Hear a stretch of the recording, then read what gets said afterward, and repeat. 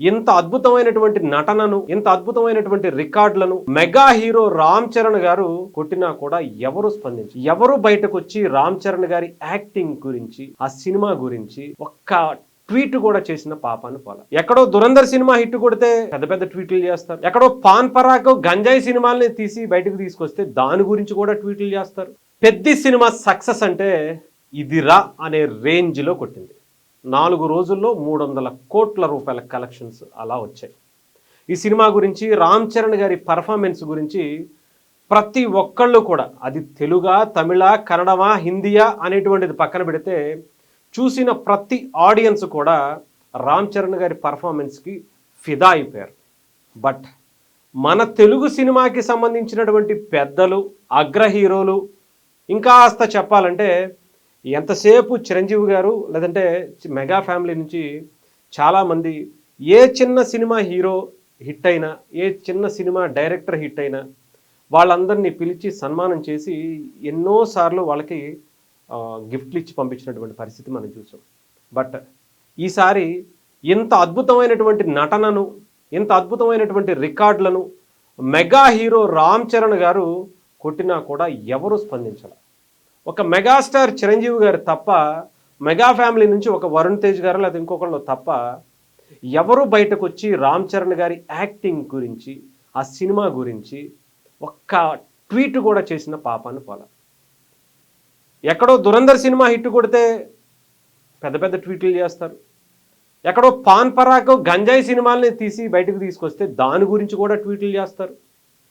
But ఒక Telugu hero, మన mega ఇంటి వారసుడిగా వచ్చినటువంటి రామ్ చరణ్ గారు ఏ హీరో కూడా చేయలేనటువంటి క్యారెక్టర్ని నటుడిగా ఎలాంటి క్యారెక్టర్నైనా చేసి చూపిస్తా, ఇంత అద్భుతమైనటువంటి నటులు మన తెలుగులో కూడా ఉన్నారు అని చెప్పి ఒక ఇన్స్పైరింగ్గా తీసినటువంటి ఒక స్టోరీని, కథని దేశం మొత్తం మెచ్చుతూ అనేకమైనటువంటి కమెంట్స్ లేదంటే రివ్యూవర్స్ అందరిలో కూడా కొనియాడుతుంటే మన తెలుగు నుంచి మాత్రం ఒక్కళ్ళు కూడా బయటికి రాకపోవడం అనేది ఏంటో అర్థం కాల.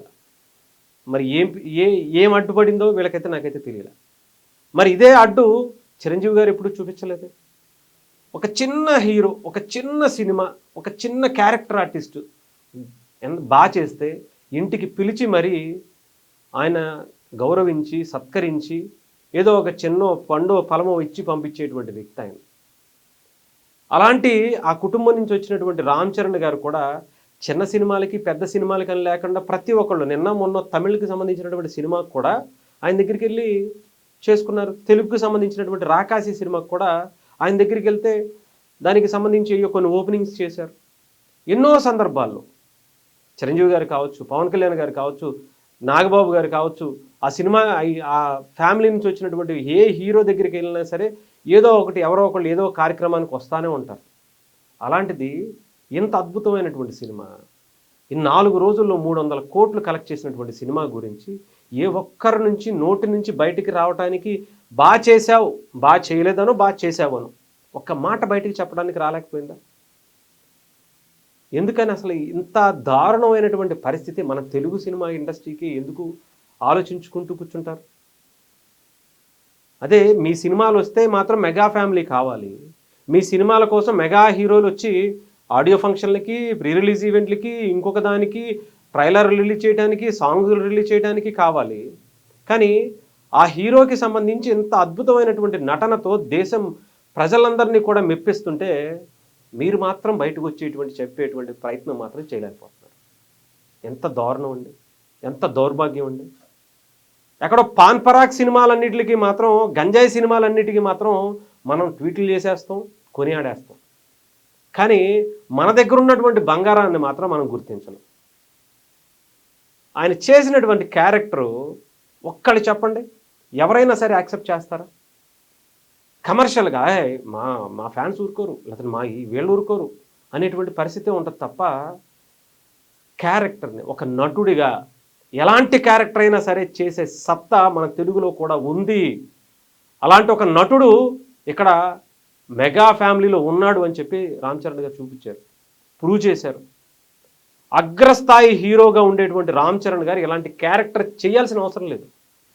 అయినా కూడా ఒక నటుడిగా నాకు గొప్ప పాత్ర వచ్చింది, దీన్ని నేను ఛాలెంజ్గా చేసుకుని చూపించాలి అని చెప్పి ఈరోజు ఆయనకి నేషనల్ అవార్డు వస్తుంది, అంతకు మించి అవార్డు వస్తుంది, ఆస్కార్ వరకు వెళ్తుంది అని చెప్పి చాలామంది చెప్తుంటే గర్వంగా ఫీల్ అవ్వాల్సింది పోయి కుళ్ళుతో కొట్టుకుంటున్నారా, లోపల లోపల కూర్చుంటున్నారా అని అనిపిస్తుంది. ఏదేమైనా కానీ ఎవరు ఒప్పుకున్నా ఒప్పుకోకపోయినా, ఎవరు ట్వీట్ చేసినా ట్వీట్ చేయకపోయినా రామ్ చరణ్ గారి పెద్ద ప్రభంజనం దేశం దాటి ప్రపంచం వైపు వెళ్తుంది. ఆయన నటనా విస్ఫోటనం ఈరోజు దేశం మెచ్చుకునేటువంటి పరిస్థితి కనిపిస్తుంది. ఎంతోమంది ప్రజలు కుల మతాలకు అతీతంగా, ప్రాంతాలకు అతీతంగా రామ్ చరణ్ గారి పర్ఫార్మెన్స్కి ఒక రేంజ్లో ఫిదా అవుతున్నారు. సో ఇక్కడ వాళ్ళు ఒప్పుకుంటే ఒప్పుకోకపోతే ఎంత చెప్పండి. ప్రజల గుండెల్లో, అభిమానుల గుండెల్లో, సినిమా అభిమానుల గుండెల్లో ఒక అద్భుతమైనటువంటి స్థానాన్ని రామ్ చరణ్ గారు సంపాదించుకుంటున్నారు. ఇక్కడ ఉండేవాళ్ళు వాళ్ళ వీళ్ళ అని ఎవరి గురించి నేను ఒక్క పేరు కూడా చెప్పట్లా, బట్ వాళ్ళు ఆలోచించుకోవాలి.